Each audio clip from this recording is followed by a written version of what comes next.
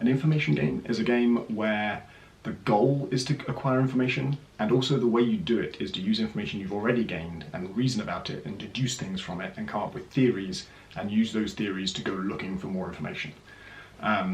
And Her Story is the game that kind of brought this to my attention. I'm not going to call it a genre, I think it's a class of games. They can be in many different genres. And Her Story is a game where you are looking through clips from video interviews with a suspect in a murder case, and the way you find new clips is to search for terms you think might be mentioned in the clips you're looking for. So you watch a clip, she mentions something, like maybe a place name, you search for that place name and you'll find up to 5 clips where she might mention that, and you get more information about that. And so the information you're gaining gives you new leads, and you reason about those leads to find new information. It's cool even when you're just searching for a place name she mentioned, but it's at its best when you are searching for things she didn't mention. So I won't spoil anything in any of these games, but to make up an example, let's say that you know that from one of these clips that she spent the whole summer with the victim, and you also know from a different clip exactly what she was up to in July. You might put those 2 bits of information together and think, I should search for the word August, see if she ever mentions what she was doing in August. And so that's the cool thing about these games, I think, is that level of reasoning, because that is not a guess about what the designer was thinking. It's not a guess about what the writer was thinking. It's not trying to reason within some logical rules that the game has presented you with. It's not like a puzzle game where you're trying to, okay, given that the world works like this, how do I apply those rules? It's using the real world, and it's using your own deductive reasoning, the kinds of skills you would use if you really were a detective, to produce new information from old information, to process information. Actually, with Her Story, I had to email the creator, Sam Barlow, because there was a thing she mentions about, like, what are you doing on the 30th of August, 2002? And she says, I must have been doing this because it was a Saturday. And I went a step too far and I looked up, like, was the 30th of August 2002 a Saturday? And it wasn't, it was a Tuesday. And I thought, am I supposed to have looked that up? Like, is this a clue or is this a total red herring? Because who knows whether the writer has actually checked. And so I had to email Sam and said, should I read too much into this or not? And he said, oh no, sorry, that's just a mistake. So you can go too far with it, but at their best, that's the kind of reasoning and knowledge that these games get out of you. And I did a longer rambly video about, and of course this won't be rambly at all, I did a much longer, much more rambly video about this, where I also talked a whole bunch about why conspiracy boards are a cool thing for games. But I wanted to do it as a design talk video because since then it's actually become, I keep finding this is a useful term to have in your vocabulary. It's just a useful thing to classify. So Her Story was like I say, the one that brought it to my attention, but there've been a bunch since. Return of the Obra Dinn is a very prominent and very good example of an information game where you're trying to solve, what is it, like 50 murders? Like a whole ship for every single person on the ship died somehow. Not all murdered, actually. But a lot of murders. And you have to figure out who killed each one and how. And it has a kind of, in that game, the way that the information you learn leads to new information is partly in a kind of Sudoku type way, where by figuring out that this person that you're seeing in this scene, you're seeing like still scenes from the past. By figuring out that this person is, I don't know, Jim Smith, you know that this other person can't be Jim Smith. And so by a process of elimination, you kind of filter down, like having solved these 3, and the game tells you solved it, and that would be a key thing in information games, is whether or not they verify the information you have. You can therefore put those identities out of your mind, you can eliminate those as suspects, and stuff like that. So yeah, like verification is an interesting thing, because Her Story doesn't ever verify any of your information.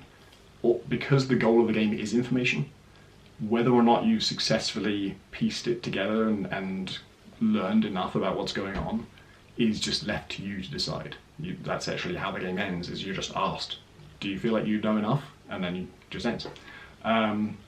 Obra Dinn is the other end of the spectrum where everything is verified and you must have it verified. You haven't finished the game until all of your information is correct and the game has checked that it's correct. And verification becomes a kind of game mechanic.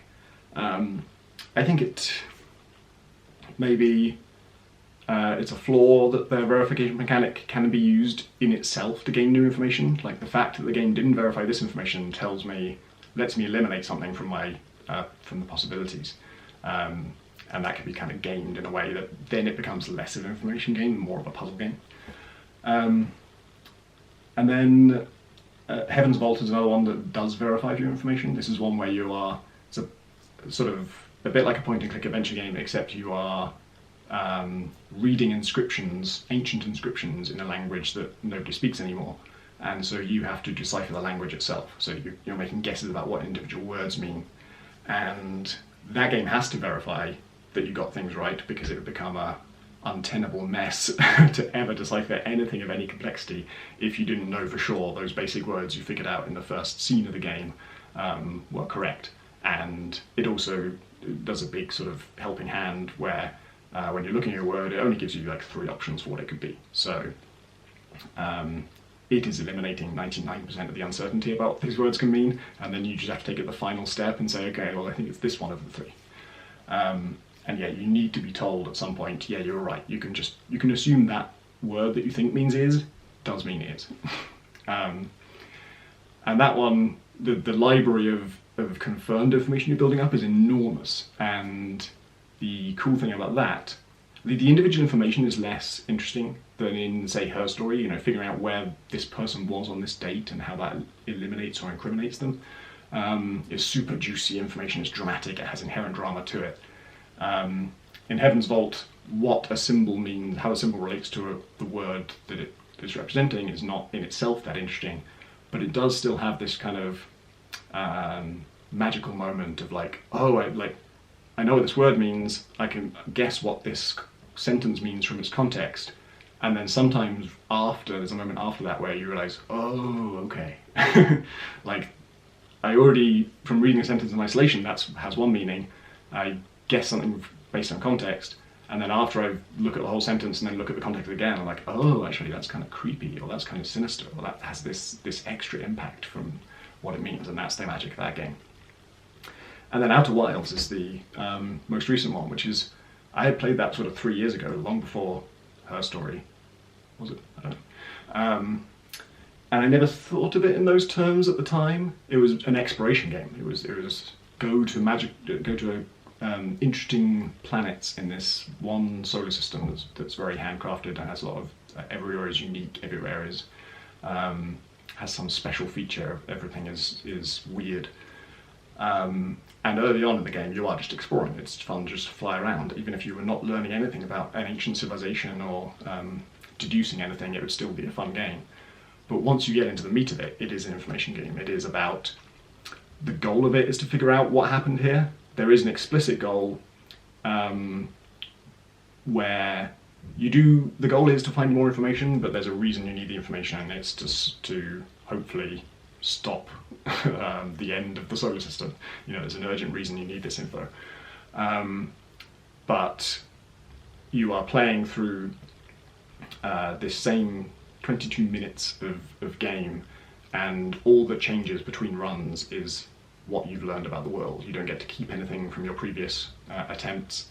All you're gaining is knowledge. And you definitely, it does a really good line in deciphering something, learning something, that is satisfying in itself, and then on your next run, you think, oh, so what if I go over here and I do this? What if I'm in this place at this time? Wouldn't that piece things together? And Outer Wilds, I think, the thing it's best at, and I think it has even more than any of the other information games I mentioned, is it has moments of revelation that hit you like a ton of bricks, and it has several of them. I think I had probably 3 different times when just sitting there, not from any particular like revelatory line that's just been delivered, but just something small, I'll be sitting there and suddenly thinking, oh my god, this all just clicked into place. I just solved one of the biggest mysteries in this game, and I realized this huge piece of information I was depending on and that I assumed and just took for granted is utterly false. It's the other way around. And inversions like that and revelations like that, that's the juiciest thing you can have in a. It's one of the juiciest things you can have in a story, full stop. But especially a story about information and about understanding and about knowledge, and delivering it in that way, having it come as a result of your own reasoning and deduction from information you already know, is so satisfying and so spectacular.